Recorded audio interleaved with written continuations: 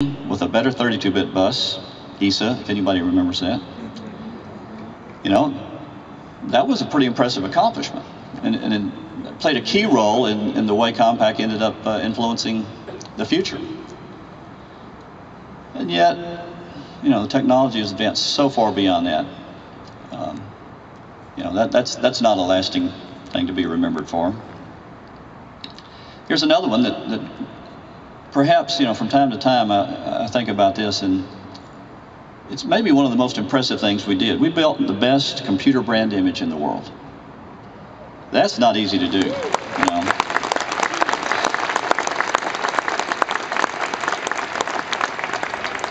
The marketing guys will tell you, you know, selling a lot of computers or a lot of anything is a whole lot easier than building a lasting brand. And to actually pass brands like IBM and Apple in the PC arena, that's really hard to do. That was a great accomplishment.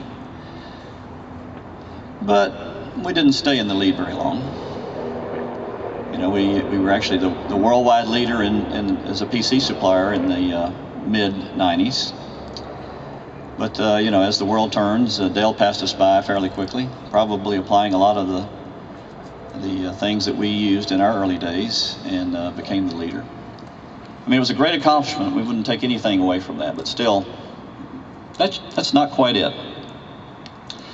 Now, getting a little closer to maybe what would be worthwhile is how about for being the best place to work on the whole planet?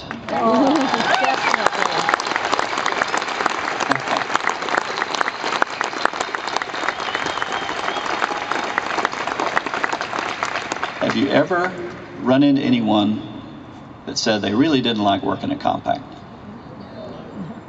In fact, just the opposite. Maybe the ones that didn't like it don't come up to me, but every time I run into somebody,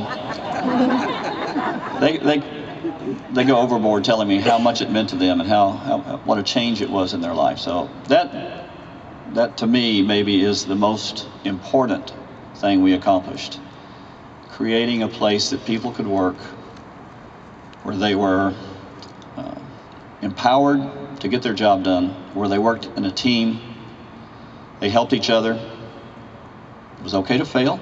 I mean, we created an environment where the right kind of people were able to work together to do things that you know, people just couldn't believe we did it. I mean, for example, you know, we got the original portable out in 11 months, and that was with no infrastructure. And then we did the Bullet, the Desk Pro, our first desktop, in 6 months.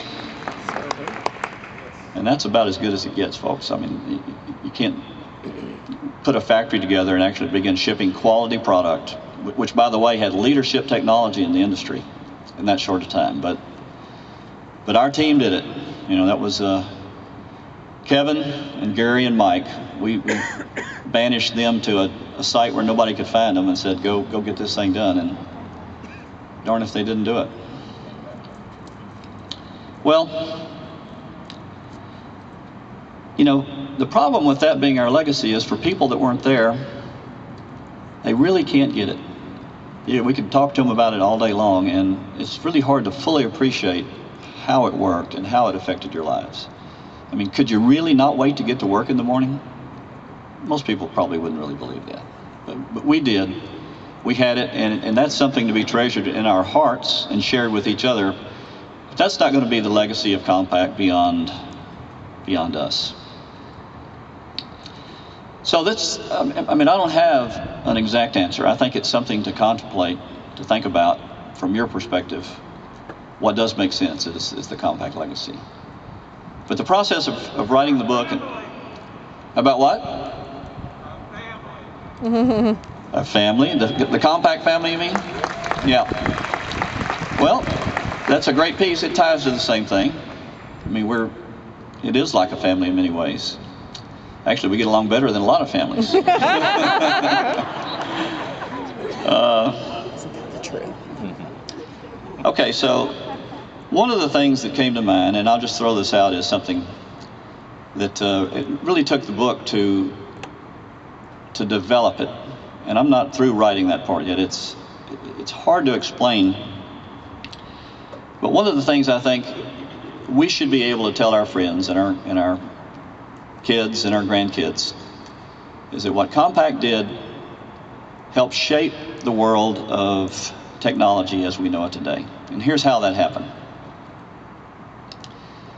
There was this thing called an industry standard. What in the world does that mean?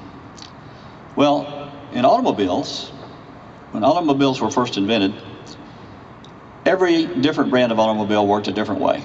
You know, the steering wheel was in a different place. The way you adjusted the throttle, shifted the gears, all of it was different. And so the market was really very narrow and very limited. It didn't grow.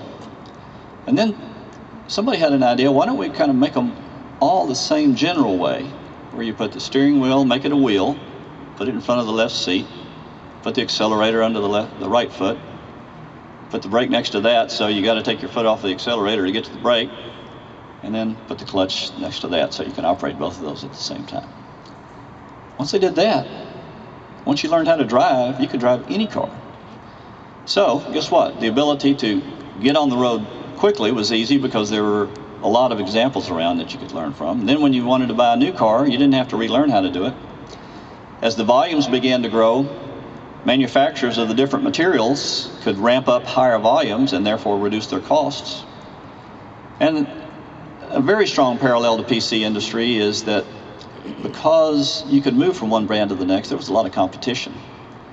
And that always stimulates a richer industry, a faster growth, and a more rapid advance of technology. So the automobile industry exploded, and we are where we are today because there were standards that were adopted in that industry.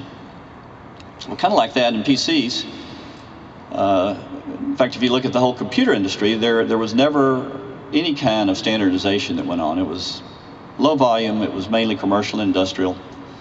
And so there wasn't a real demand for standardization. And the companies that succeeded liked that because once you had something that people bought, other people couldn't access it very well. So it became a competitive advantage. But something went wrong in the PC industry because PCs were, they were personal. And so it became a consumer product. And as hundreds, literally, of companies began to invent these things, there was just no software.